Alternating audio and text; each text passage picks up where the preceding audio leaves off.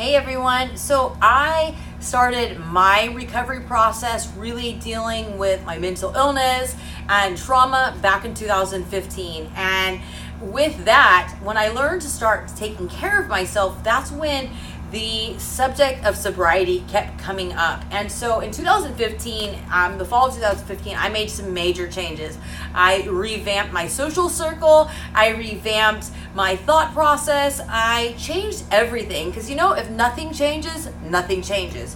So that's when I found this book from Melody Beattie called The Language of Letting Go. And I've also read several of her books that deal with codependency. And so for me, I had neglected myself my whole entire life. When you don't feel worthy, it's so easy to do, and it's so easy to get lost in others while neglecting yourself. So this book's really great because it focuses on the recovery process of getting out of toxic relationships and recovering. And so for me, I'm in recovery of dysfunctional relationships, recovery from alcohol, drugs, food, all sorts of things. I mean, if there was an addiction, I had it. And so this book, although it is focused on codependency, the 12 steps process is brought up in this book. And whether you're recovering from one thing or nothing, these pieces of advice that come in these daily passages really help. So I started this book on January 1st over again, and I've been sharing little blurbs about it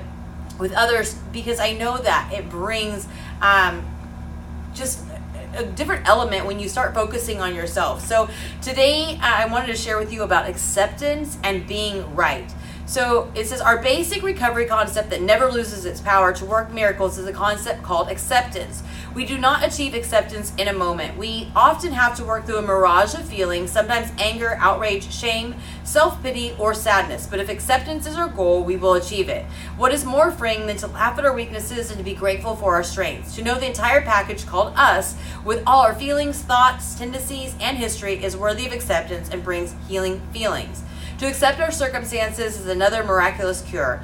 For anything to change or anyone to change, we must first accept ourselves, others, and the circumstances exactly as they are. Then we need to take it one step further. We need to become grateful for ourselves and our circumstances. We add a touch of faith by saying, I know this is exactly the way it's supposed to be for the moment. No matter how complicated we get, the basics never lose their power to restore us to sanity. Recovery is not about being right. It's about allowing ourselves to be who we are and accepting others as they are. That concept can be difficult for many of us if we've lived in the systems that have functioned in the right-wrong justice scale. The person who was right was okay. The person who was wrong was shamed. All value and worth may have depended on being right. To be wrong meant annihilation of self and self-esteem. In recovery, we are learning how to strive for love in our relationships, not superiority.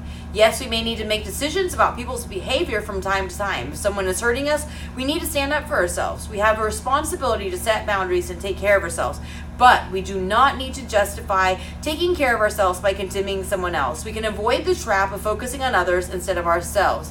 In recovery, learning that what we do needs to be right for only us. What others do is their business and needs to be right only for them. It's tempting to rest in the superiority of being right and in analyzing other people's motives and actions, but it is more rewarding to look deeper. And I think in this time that we live in, with all the crazy things going into politics and the crazy turn of events that have happened over the last year, it's so easy to get into the I'm right, you're wrong. And I want to encourage everybody is that you may have your beliefs that you feel firmly on based on how you've been raised, the things that you've experienced, but it's always helpful to listen to other people's perspective, to understand them. And I see so many people who outcast people who don't think exactly like them. And you may be attracted to people who think and feel and act like you do, because we all want that acceptance. But to have a different perspective is so important. And I know as I've dug into personal development and really focused on positivity versus the negativity that I was so geared around for my whole entire life, that it's so easy to use my positivity as a way to condemn other people. And I don't want to do that because nobody who's in a negative state wants to be condemned by a super positive person. So it's so helpful to see other people's perspective and not use your growth as a way to separate yourself from other people, but instead try to inspire and influence them. And for me, that is something that I have to work on constantly, because I don't want to use my positivity as a way to shame other people, because part of my reason for being negative my whole entire life is because I felt condemned. I felt ashamed for who I was by other people who I felt thought that they were better than me, and I don't ever want to be that person. So as I dig deep in personal development, I really strive to help others see that they can make the changes themselves, and encourage them to help other people who they see. And it's so easy to be like, those people are negative, I don't want anything to do with them. And there is that balance that you need to find of helping people versus getting lost in them or trying to push, pull, or drag people who just don't want to change. But really just showing up strong for yourself and being a force for good instead of a force of condemning people is the way to make change. So I hope that this is a good Monday for you and that your mindset's right. And I hope you're enjoying everything that I share on my page. If you have anything you want to talk about sobriety or fitness, please reach out. I'm here to, offer an ear or even a word of advice if that's what you're looking for.